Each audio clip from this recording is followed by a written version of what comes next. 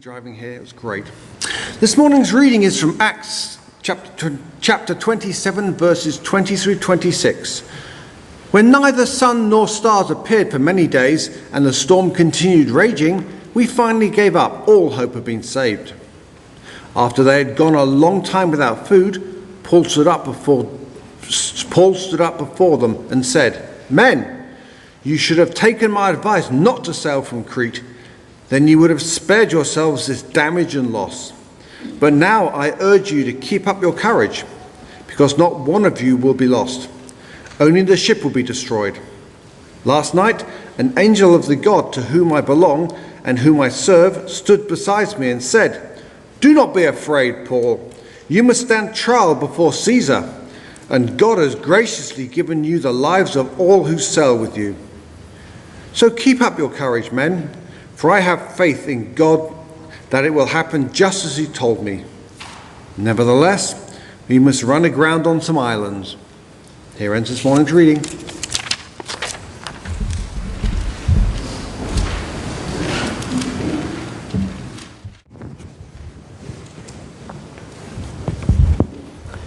Good morning. You may be wondering why I am the one standing up here at this point in time. The Webbs were called out of town suddenly at the end of the week this week. Mark's grandmother, who is 98 years old, her health took a very serious turn for the worse at the end of the week, and so they felt like they needed to make a trip back to Iowa before things got any worse. So they left Friday morning. We would hopefully see them back early this week. But he is gone, so I thought, as I was contemplating what are we going to do this morning, I thought we might start by playing a game. The game is called Who Do You Trust? So on this slide, who do you trust? This is the audience participation point. Not the third one? No. Not the third one. Yeah, it's funny. I actually do this exercise as a part of a training class I do in leadership development. We do a training on the book, The Speed of Trust. And the first answer, I had to go to Washington, D.C. and do that course this week. The first answer was everybody but number 3. Now, interestingly enough, that seems to be an obvious choice. But the fact is that Adolf Hitler was a man who had tremendous trust. It was why he got to be who he was, because after Germany lost World War I, they were in tatters, and he came up promising that he could rebuild the nation, promising that he could make them great again, rebuild the infrastructure. The people bought it, and he was declared a dictator, and the rest, of course, is history. Interestingly enough, the man who is in the top part of this picture, Mahatma Gandhi, had an interesting trust relationship with Adolf Hitler. And in fact, this letter, which you can probably not read, was written by Mahatma Gandhi to Adolf Hitler in 1939, July of 1939. And in this letter, he pleads with him, as you are the one man in the world who can stop World War from happening. I plead with you that you will take the necessary actions to make that happen. But interestingly enough, he opens it with, "Dear friend," and he closes it with, "Your sincere friend." And in the middle says, "And if I've done anything that would offend you in making this request, I beg your forgiveness." Even at this point in time, after Hitler had already started doing some of the things that he was doing, Mahatma Gandhi still had enough trust to put this request in front of him. One lesson being that trust is a lot easier to see that it shouldn't be given on the back side than it is on the front side. Who do you trust? Now, at the risk of going down the road that Andrew chided us for, and by the way, Andrew, that was a wonderful communion meditation, and I appreciate your courage, and I appreciate your forthrightness, and it was right on target. Thank you for doing that. So, but if you told me which one or ones of these you trust, I could probably figure out what your party affiliation is.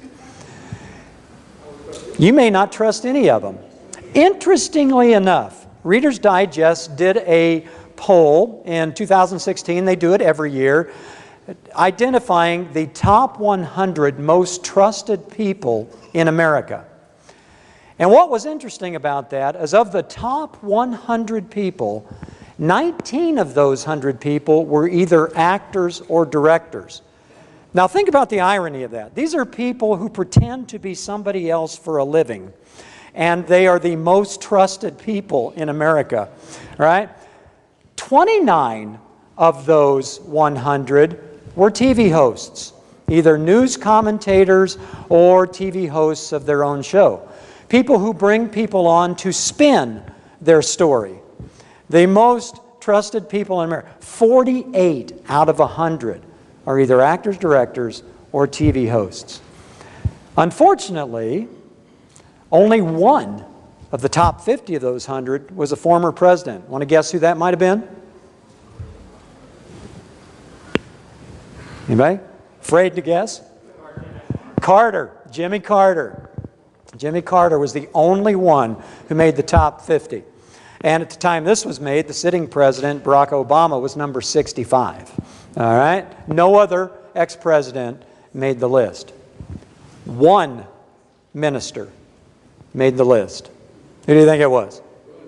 Billy Graham. Everybody got it, right? It's obvious. One minister made the list. All right? No other politicians. No other people sitting in office. That's the list of most trusted in America. So, who do you trust? I asked this question in Washington, D.C. on Wednesday. This is a person with a death wish, obviously. The answer was Putin. I said, interesting. Why do you choose Putin? And they said, he's very clear what his objective is. When he says something, I know exactly what he intends to do with it. I may not like what he's saying, but I trust that what he's saying is true. How ironic, right? It was before the missile launch by Kim that was made later in the week that this was made.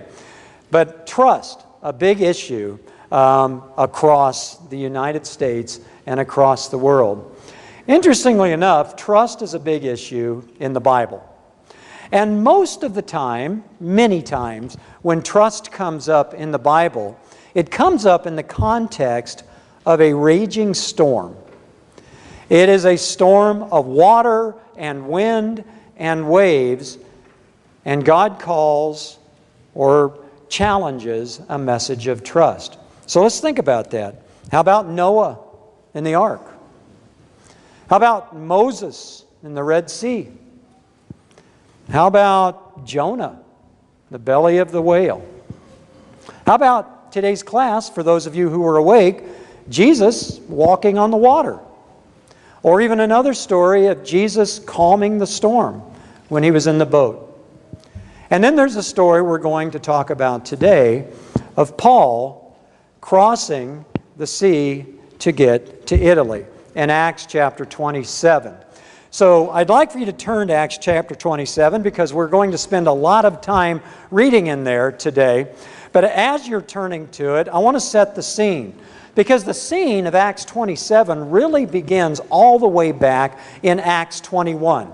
What happens back in Acts 21 is Paul's third missionary journey ends. He travels back to Jerusalem. He comes to give a report to the apostles, and he says, hey, we did all these great things with the Gentiles.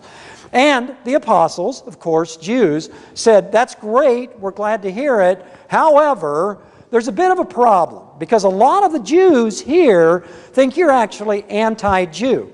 So what we want you to do is to do some purification rites, to show people that you are still a practicing Jew and that you aren't out to kill Judaism with this ministry that you're doing. So Paul agrees, and the people that come back with him agree that they'll go through this purification rite. And as he's coming to the end of this purification rite, he encounters some Jews. And these are Jews who are accusing him of exactly what the apostles had said that he was going to be accused of. You are an anti-Jew. You are working against the law. You are against this. And so he is called to a trial before the Sanhedrin to defend himself. And as that trial is supposed to occur, They want Paul moved from where he was to where they want this trial to happen because they want to assassinate him on the way. And this word gets out that this is going to happen, and there is a person who comes to the Roman authorities and says, there is this plot afoot to kill this guy, Paul, and you guys need to know about it, and it's going to create riots, it's going to create a lot of problems. And in the midst of all of this drama going on, Paul sees a vision. And the vision's from God saying, you're going to be okay. As a matter of fact, you're going to go to Rome, and you're going to testify in Rome the same way you've been testifying on your journeys and here in Jerusalem. But in the midst of that, the Romans act, and they transfer him to Caesarea, the Roman guard, to get him away from this Jewish plot in Jerusalem. When he goes to Caesarea, he goes before the governor Felix. Then he makes an impassioned plea, tells his story of his conversion.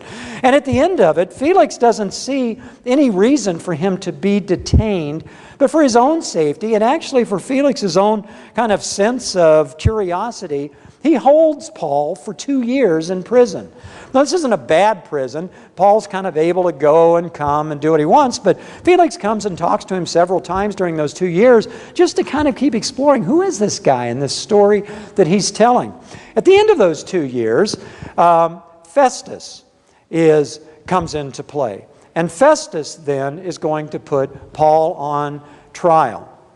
As this trial for Festus comes up, Paul appeals to say, I want to go to Caesar.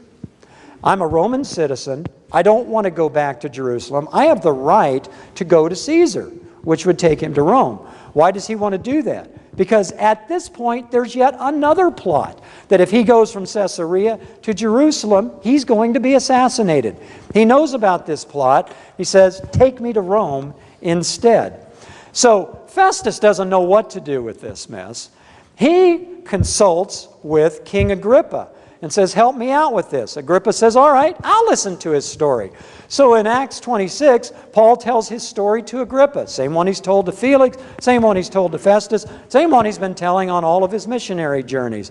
At the end of it, Agrippa says, you know what? First of all, you're not going to convert me, although it sounds like you want to. But there's nothing that I could hold you for. And if you hadn't appealed to Caesar, I'd let you go right now. But he has appealed to Caesar. And so in Acts 27, the piece we're going to read today, Paul leaves for Rome. All right? So let's open up by reading, starting with verse 9 of Acts chapter 27. Verse 9 through 12. Much time had been lost. Sailing had already become dangerous because by now it was after the Day of Atonement. So Paul warned them, men, I can see that our voyage is going to be disastrous, and it's going to bring great loss to ship and cargo, and to our own lives also. But the centurion, instead of listening to what Paul said, followed the advice of the pilot and of the owner of the ship. Since the harbor was unsuitable to winter in, the majority decided we should sail on, hoping to reach Phoenix and winter there. Not our Phoenix, a different Phoenix. And this was a harbor in Crete facing both southwest and northwest. So as the story opens, we have our first, well, who are you going to trust? Because Paul says, guys, we've waited way too late in the season. You guys held me. You had 3 different trials. I was happy to tell my story. But by the time you decided to leave, it is storm season. And this is going to be a bad voyage, and we are going to have loss of life, and we are going to have a ship that's going to get destroyed. We shouldn't go. But they're faced with this choice. Do I listen to the pilot, a guy who does this for a living? Do I listen to the proprietor, the guy who owns the ship and does this for a living? Or do I listen to this prisoner? And they make the decision that they're going to listen to the pilot. Now you notice the we word that was in there. We were getting ready to set sail. Luke is writing this, and Luke is with Paul. This is an eyewitness account of the things that are getting ready to happen in this chapter. So, first challenge, who are you going to trust? They trust the person with the experience. They trust the person who should have the expertise and who wouldn't. So now we move to verses 13 to 17. When a gentle south wind began to blow, they saw their opportunity. So they weighed anchor and sailed along the shore of Crete. But before very long, a wind of hurricane force called a northeaster swept down from the island. The ship was caught by storm and couldn't head into the wind, so we gave way to it and were driven along. As we passed to the lee of a small island called Cauda, we were hardly able to make the lifeboat secure. So the men hoisted it aboard. Then they passed ropes under the ship itself to hold it together. So we're waiting. We've been told it's the wrong time of the year. We know it's the wrong time of the year, but this wonderful little breeze comes up. This is our chance. I mean, really, what's the worst thing that can happen? What happens is they get the northeaster, a deadly hurricane force wind. Remember the first year I was in Abilene, Texas. I had gone there to school from Southern California. I didn't even own a big coat. And about, I don't know, October 25th or so, one day somebody starts saying, there's going to be a blue northern come through today. And everybody's talking about it. And I said, what's a blue northern? Oh, you will know it when you see it. So about noon that day, and it was probably 85 degrees, West Texas, mid-October, still really warm. About noon that day, there's this little row of clouds that kind of is on the northern horizon. By 1 o'clock, it's about here. By 3 o'clock, it's about here. By 5 o'clock, the temperature is 30 degrees and the winds are blowing 60 miles an hour from the north. I have no coat. I have no sweater, but I now understand what a blue northern is. I call my parents, I gotta have a coat. You won't believe this place. And that was a good day in Abilene, but nevertheless. The blue northern was to be dreaded. The northeastern on the ship channel heading to Rome was to be dreaded. And it was hurricane force winds. So they realize, first realization, we are losing control. So what do you do? What's your strategy? The first strategy is, let's figure out a way to keep it together. So they bring the lifeboat in, because it's hanging out, bouncing around in these hurricane force winds. They can barely get it in because the winds are so bad. And then they strap ropes underneath the ship because the ship is in danger of literally falling apart in the storm. So, number one, keep it together. What happens next? Let's move to verses 17 to 20. Because they were afraid they would run aground on the sandbars of Syrtis, they lowered the sea anchor and let the ship be driven along. We took such a violent battering from the storm that the next day they began to throw the cargo overboard. On the third day, they threw the ship's tackle overboard with their own hands. When neither sun nor stars appeared for many days, and the storm continued raging, we finally gave up all hope of being saved. Realization number two. This storm is so bad, our situation seems hopeless. So what do you do when things start to seem hopeless? Well, they apply an anchor. And at first I'm thinking, why would you drop an anchor in the middle of the ocean? I mean, like it's going to hold you? What is an anchor going to do? Well, the anchor that they dropped is called a sea anchor. And it's done even today with ships. What the sea anchor does is when the winds start to blow, there's great danger that the ship is going to turn like this and suddenly get hit broadside. The ship will fall apart, it will capsize, everybody will die. So the only hope of survival is to keep the bow to the wind, to be facing straight into it. So when you drop a sea anchor, it keeps the ship facing forward. It maintains direction in the midst of the storm. The other thing that it does is it keeps the ship from rocking back and forth in a terrible way. It provides stability as well as direction. And third, instead of being driven along at a rate that is completely uncontrollable, it starts to regulate your speed. That drag in the water slows the boat down. Now you may think, the biggest thing I want is to get out of this fast. But in order to survive, you need to face into the wind, you need to be stable, and you need to slow down through it. So they apply an anchor, and then they get rid of the unnecessary stuff. And it's interesting, Luke was obviously a spectator, not a participant. They threw over the stuff. We were in trouble. They threw other stuff over with their own hands. We gave up hope. Right? He was watching the story unfold as the sailors were doing what they thought they needed to do to survive. They're following the storm playbook at this point in time. So let's go to the next verses. After they had gone a long time without food, Paul stood up before them and said, "Men, you should have taken my advice not to sail from Crete. Then you would have spared yourselves this damage and loss." Now think about how this was probably appreciated, right? Told you so, right? But now I urge you to keep up your courage, because not one of you will be lost. Only the ship will be destroyed. Last night an angel of the God to whom I belong and whom I serve stood before me and said, beside me, and said, "Do not be afraid, Paul. You must stand trial before Caesar, and God has graciously given you the lives of all who sail with you. So keep up your courage, men, for I have faith in God that will happen just as He told me. Nevertheless, we must run aground on some island."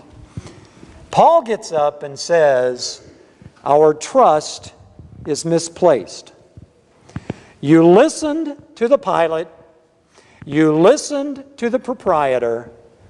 You should have listened not to the prisoner, but to the preacher who serves a God who has spoken. That God told me once that I was going to go to Rome and I would get there safely. Now, I can't do anything about the decision you made before. But I'm here to tell you this. That same God talked to me again last night. And He said, we're going to make it through this storm. We are going to have loss. We are going to have damage. But every one of you is going to live through this storm if we have faith in that God who has spoken. Place your trust in God. So what happens next? On the 14th night, we were still being driven across the Adriatic Sea. 2 weeks, hurricane force winds, tossing up and down. No question why they weren't eating at this point in time, right? When about midnight, the sailors sensed that they were approaching land. They took soundings and found that the water was 120 feet deep. A short time later, they took soundings again, found it was 90 feet deep. Fearing that we would be dashed against the rocks, they dropped 4 anchors from the stern and prayed for daylight. In an attempt to escape from the ship, the sailors let the lifeboat down into the sea, pretending they were going to lower some more anchors from the bow. Then Paul said to the centurion and the soldiers, "Unless these men stay with the ship, you cannot be saved." So the soldiers cut the ropes that held the lifeboat and let it drift away. Now look at the players here. We have the sailors, we have the captain, we have Paul and his people, and we have the soldiers. So the sailors still kind of understand what's going on. And some reason, somehow, we don't know, they sense we're getting close to land in the middle of the night. They can't see anything. So they start doing the soundings. They realize we are. But at that point, they panic. That's not necessarily a good thing, getting close to land, when you're being driven along and you are totally out of control. So we have to do something about that. We'll drop anchors, but we pretty much know that's not going to work. We're getting out of here. So we'll pretend to drop some more anchors. We'll take that lifeboat, thank heavens we were able to bring it in, and we will get out of here. Paul sees what's going on and says, unless we all stay on the ship, nobody's going to make it. And at that point, the soldiers step in and cut the lifeboat away from the sailors. We're all in. So, escape is not an option, is their realization. And at that point, the strategy is pray. Do you notice that at the point that they think they're close to land, they begin to pray? They haven't prayed before now. We haven't seen anything that has said these sailors were religious kind of people, but they begin to pray for daylight so they can assess where they are. And once they pray, they're told they've got to stay. They all have to be in it together. So then we move to verses 33 to 38. Just before dawn, Paul urged all of them to eat. For the last 14 days, he said, you've been in constant suspense. You've gone without food. You haven't eaten anything. And now I urge you to take some food. You need it to survive. Not one of you will lose a single hair from your head. And after he said this, he took some bread, gave thanks to God in front of them all. Then he broke it and began to eat. They were all encouraged and ate some food themselves. Altogether, there were 276 of us on board. And when they had eaten as much as they wanted, they lightened the ship by throwing the grain into the sea. Next realization, if we're going to make it through this, we need sustenance. We have to take care of ourselves.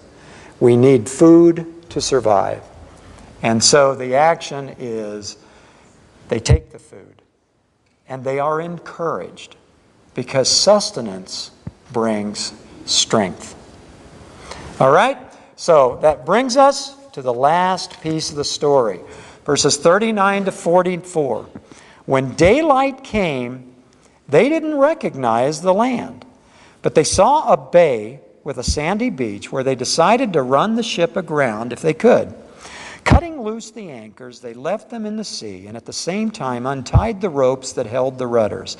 Then they hoisted the foresail to the wind and made for the beach. But the ship struck a sandbar and ran aground. The bow stuck fast and wouldn't move. The bow stuck fast and wouldn't move. And the stern was broken to pieces by the pounding of the surf. The soldiers planned to kill the prisoners to prevent any of them from swimming away and escaping. But the centurion wanted to spare Paul's life and kept them from carrying out their plan. He ordered those who could swim to jump overboard first and get to land. The rest were to get there on planks or on other pieces of the ship. In this way, everyone reached land safely. Interesting, they don't recognize where they are. These are these sailors who know how to navigate, they know what they're doing, but they've been driven along completely out of their control. And when they finally see land, they have absolutely no idea where they are. But they realize they need to get there. So they decide to take all of the actions and head for land. But in doing that, they don't get all the way there. The ship hits a barrier, it breaks up, and they have to scatter to get off. Now at this point, they think, if these prisoners get away, we're going to lose our lives. Doesn't matter if we survive the storm, we're going to get killed because our job was to get these prisoners there. So for their own self-preservation, they're going to kill the prisoners. But the centurion, who has been watching all of this for 14 days, realizes we don't want to kill Paul. This is the guy who put his trust where it belonged. This is the trust, this is the God who has done what he said he was going to do. This is not a guy we want to kill. So the centurion says, we're not going to kill the prisoners. Everybody get off the boat. This last realization is, we don't always recognize God's solutions. They didn't want to end up on this island, but they did. And it was the solution God had in mind for them. Because in the story we're not going to read today, there's something that happens on this island, Malta, in the next chapter that becomes very important. So this seeming uncontrollable journey, this seeming out of control, driven along, has a purpose. It has a point that will be realized later. The strategy is recognize that God is going to provide a way, whether we believe it or see it or not. There's a reminder here. God never promised any of us there would be no storms. You don't get a free pass because you become a believer. Paul certainly didn't get a free pass. He was beaten, he was jailed, he was shipwrecked. He had many storms in his life, and he was ultimately killed for his faith. But God provided ultimate deliverance. Throughout the Bible, beginning in the Old Testament, God gives us the promise. For I know the thoughts that I think toward you, says the Lord, thoughts of peace and not of evil, to give you a future and a hope. A future that may not be the future that our government envisions. It may not be the future that our education would have laid out for us. It may not be the future we talked about with our financial planner. But God has a future in mind for us that may look very different than what we expected. And with that future comes hope. Also in the Old Testament in Isaiah, but now thus says the Lord who created you, O Jacob, and he who formed you, O Israel, fear not, for I have redeemed you. I have called you by your name. You are mine. When you pass through the waters, I'll be with you. And through the rivers, they shall not overflow you. When you walk through the fire, you shall not be burned. You see, the story of Paul's journey is not just a story of Luke and Paul traveling across the ocean. It is a story that is a metaphor for the storms of our lives. We often begin by taking our advice from the wrong source, believing in our own expertise, our own experience, our own decision-making power, and we set out on a course. And the signs may look good. It's a gentle breeze blowing. And then suddenly the unexpected storm occurs. And we are out of control, being driven along and having absolutely no way of figuring out how to get out of it. And it's then, when we feel hopeless, we talked about this morning, that we recognize that our only hope is to trust in the one who is in control of everything. And what he brings to us may or may not be what we envisioned, but it will bring us home safely if we have faith, if we have courage to trust in him and to follow the paths that he has set out. I love what Charles Spurgeon, a great preacher of the 1800s, said. Perhaps at this very moment, down in some cabin or amidst the noise and tumult in the raging of the ocean, when many are alarmed, there are Christians with calm faces, patiently waiting their Father's will. Whether it shall be to reach the port of heaven or to be spared to come again to land into the midst of life's trials and struggles once more. They feel that they are in its mouth and that God, they feel that they are well cared for. They know that the storm has a bit in its mouth and that God holds it in, and nothing can hurt them. Nothing can happen to them but what God permits. There's a story told of a minister who was on a plane flying across country, seemed to be a normal flight at the very beginning, and suddenly they got the fasten your seat belts and return to your seats. And only a minute or so after that, the message comes across, we're suspending all drink service and meal service. I want all of the flight attendants to sit down immediately. We are heading into turbulence. And sure enough, in a couple of minutes, the bumps start. And they are rough bumps. The jump up, the jump down, people almost out of their seats, hitting their heads up on the ceiling. People start to gasp. They start to cry out. A couple of people start crying. The minister can see people holding hands and even saying prayers. Suddenly there's lightning outside the windows. This plane is rocking. And they're really wondering, are we going to live through this or not? He looks over to his side, and over in a row, just across from him, there's a little girl, about 8 years old, and she's just quietly reading. As everybody else is gasping and crying and grabbing onto something, she seems to be impervious to what's going on. She reads her book. She puts it down for a minute, picks up her little iPad and plays with this, and doesn't react at all to anything that's going on. Well, the flight ultimately ends successfully. They hit the land, and when he goes to talk to the little girl at the end of the flight, he says, "Why were you so calm? How could you sit there while everybody else was scared to death?" And she said, "My daddy is the pilot, and he told me he was taking me home." That's the faith that God calls us to in the storms of life. When it seems hopeless, when it seems that we are totally out of control, we are being driven along a path we don't understand and wouldn't have chosen, our daddy is flying the plane. And he has promised he's going to take us home. So who do you trust? Let's stand and sing.